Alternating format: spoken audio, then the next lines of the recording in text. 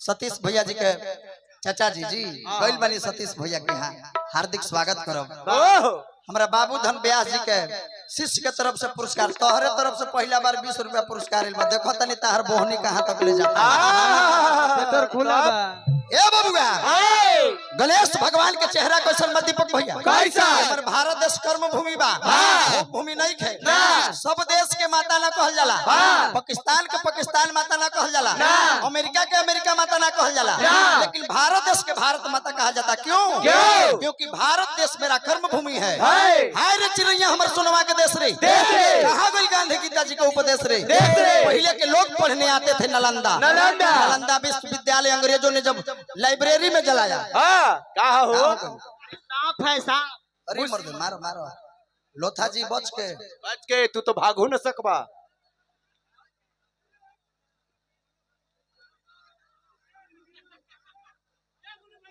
बाघ भैया बच गए आज धर्मेंद्र बाघ जी झाल बजावे लेकिन ना रहो चलो हो गई भैया हो गई। हाथिया के सुना बाबा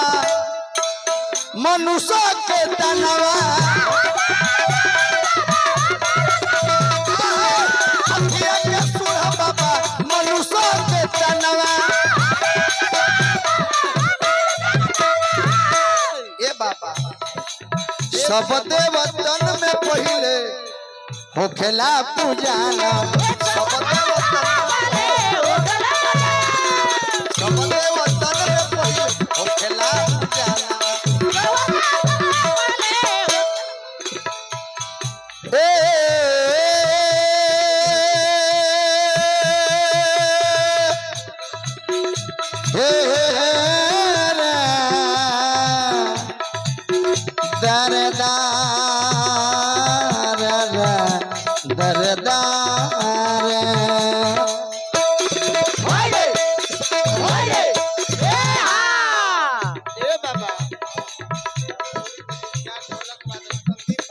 जानता नहीं भोजपुरी जगत के बहुत सुंदर ऑलराउंडर कहीं एगो ढोल के ना बजाइले ऑलराउंडर बहुत सुंदर कलाकार हमने के अंदीप बाबा के तरफ से अंजनी बाबा का शिष्य बने अंजनी सिंह जी के हार्दिक हार्दिक स्वागत अभिनंदन बा। ए बाबा सभा बीच में आई गणेश भगवान के चेहरा कैसन बा कैसन उनकर प्रथम बार पूजा भइल तो गणेश भगवान कोनो रंगदार रहले ना अपना कर्म पर पूजा भइल उनकर पेट देख हम गणेश भगवान के तो बुझाई कि आंगनबाड़ी के तसला है साथ देखो तो बुझाई के मुरई है हाइब्रिड वाला बुझाई के मुरई है उनकर कान देखम तो बुझाई के सूप बा आ गणेश भगवान के गोड़ देखम तो बुझाई के शीशो के जड़ी बा तब प्रथम बार पूजा होता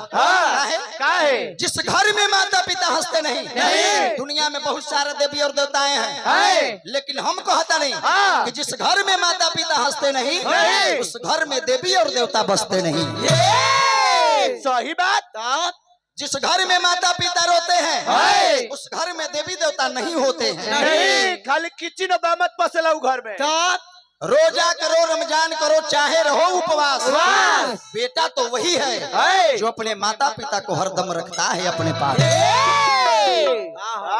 किसी विद्वान ने कहा कि उसे क्या जरूरत है पूजा और पाठ की जो जीवन भर सेवा की है माँ और बाप की। कोई माने या ना माने बात पक्की है माता पिता का डांट में ही बेटा और बेटी की तरक्की है। वेरी गुड तो ढेर जानकार है जी। लोथा है तेरे बोले के बाद ना आज कलाकार के बीच में पिटा जाइबा। धर्मेंद्र भैया लड़का कहता पियरे धोती बाबा पियरे जनुआ पियरे धोती बाबा पियरे जनुआ ए बाबा फिरे फिरे लड्डू बन के भोगला के रहुआ फिरे फिरे लड्डू बन के भोगला के रहुआ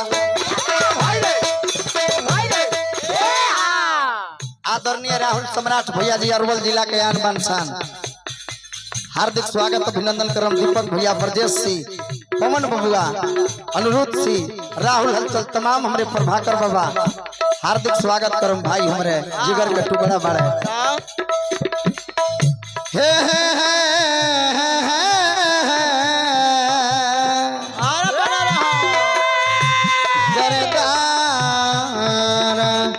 दर दर दर दर दर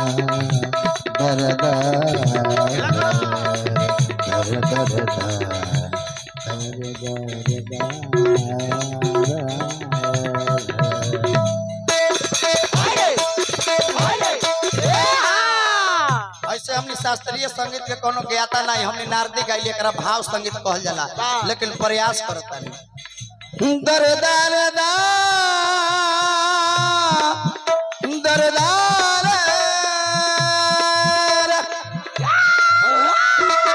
दर दर दर दर दर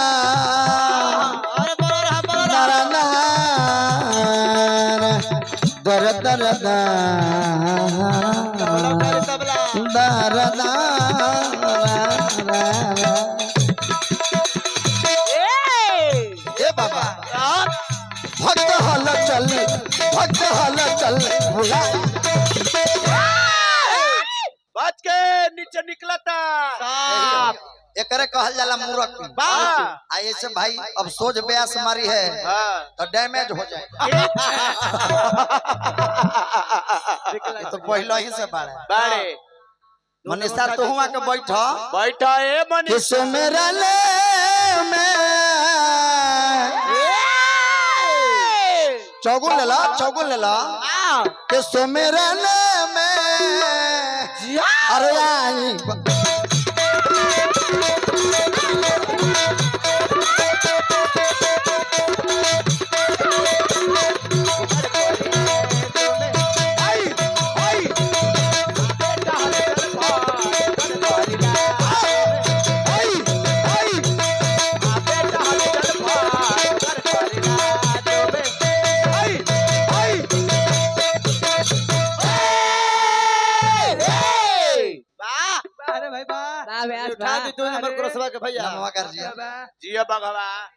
ऑपरेटर भाई तू में उठावा कोरस के हेलो हमारा गुड्डू राय भैया जी के तरफ से चौगुन पर हमने के 100 रुपया का पुरस्कार हार्दिक अभिनंदन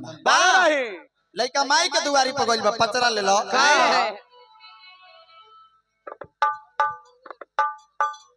अच्छा चाचा के तरफ से बहुत रुपया का पुरस्कार हार्दिक अभिनंदन पुरानका खाना पुरानका गाना आज मजेदार लगेला नाल के चाटी उठा दी भाई श्रोता लोग से आग्रह करूं करे सब बड़ जन जगह ले लेके बैठ जाए रात भर के कार्यक्रम बा घंटा कलर डोरी भाई उठा दी माजी आहा पुरानका खाना पुरानका गाना आज मजेदार लगेला पुरानका गाना गौले रह स्वर्गीय गायत्री ठाकुर जी नदिया किनारे हमर गाँव एक होते अइया यही लय पर आदरणीय बड़े भैया पवन से गा देले कच कच मारा तारुआ पियर फराक वाली ए फराक वाली पुरानके के एनो न दीपक भैया होता बड़े भैया के क्या कहना है लेकिन पुरानका गाना पुरानका खाना आज हो मजेदार लगेला पुरानका खाना खा खा के आज भी दादा चाचा मोछ बुझाता रहे कि तलवार लखा बा देखी आज भी रहुआ पुरानका खाना खाई तरहुआ 4 बजे जगह के ना पड़ी बरियरी जगह दी खाना आजकल के चौबीन बर्गर डोसा पिज्जा अरे हमरे बेंजू वाला रोज रोल खातिर रह जाए थे बहुत लंबा रोल खातिर उठा देते नहीं भैया कमलेश भैया के तरफ से कुदरा निवासी बहुत बहुत रुपया का पुरस्कार पुरानका गाना का हो अरे लाल रंग सरिया मई के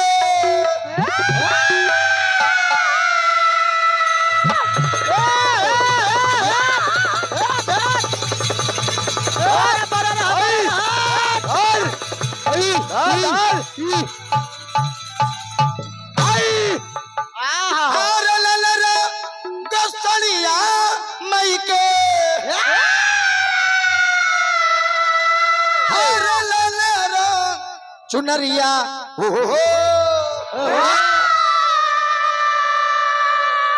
अरे चमरिया हो डोले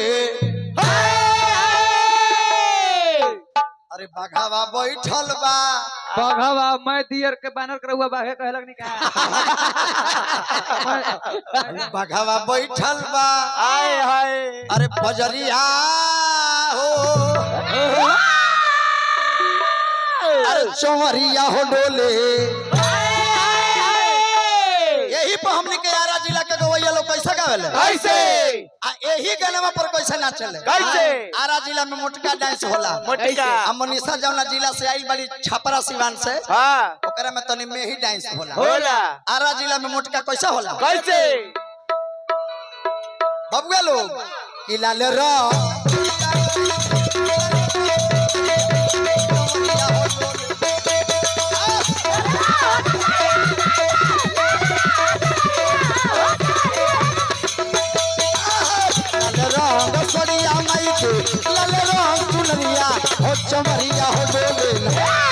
चमरिया हो डोले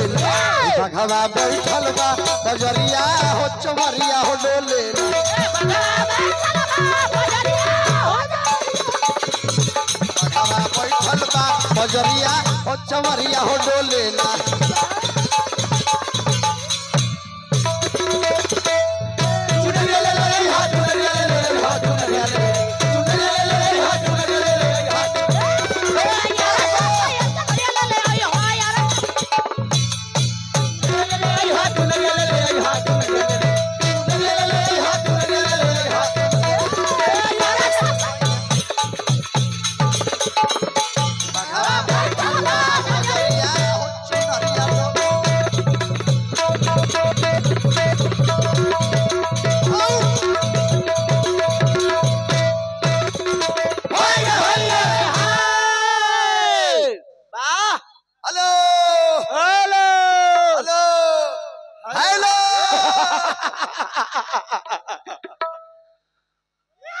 एनर्जी में रहा क्या हाल है लोथा जी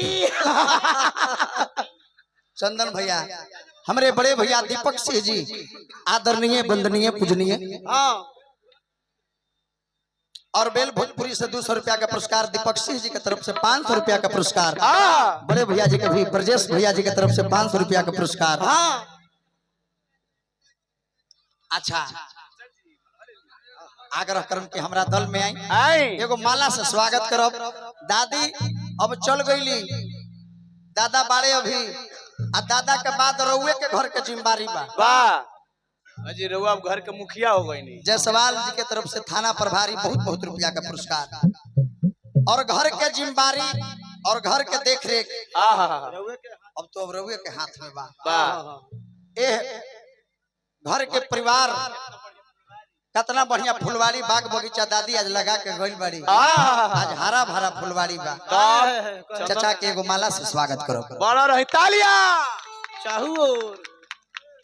जय हो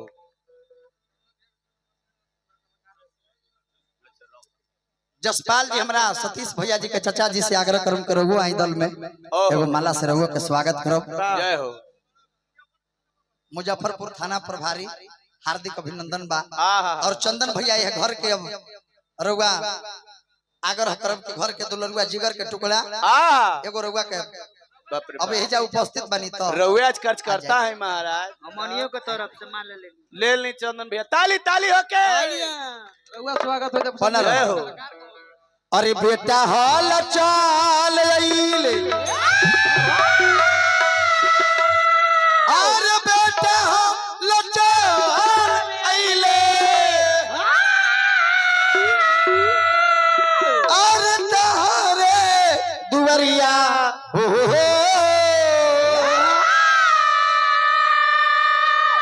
अरे चवरिया हो डोले नाल के टोन तनी बढ़ा दे कहां रह तड़वे ती जसपाल त चढ़ाई घंटैया कलर डोरी में उठाए भैया 2 नंबर को उठाए तो जय हो धन है हेलो मुजफ्फरपुर थाना प्रभारी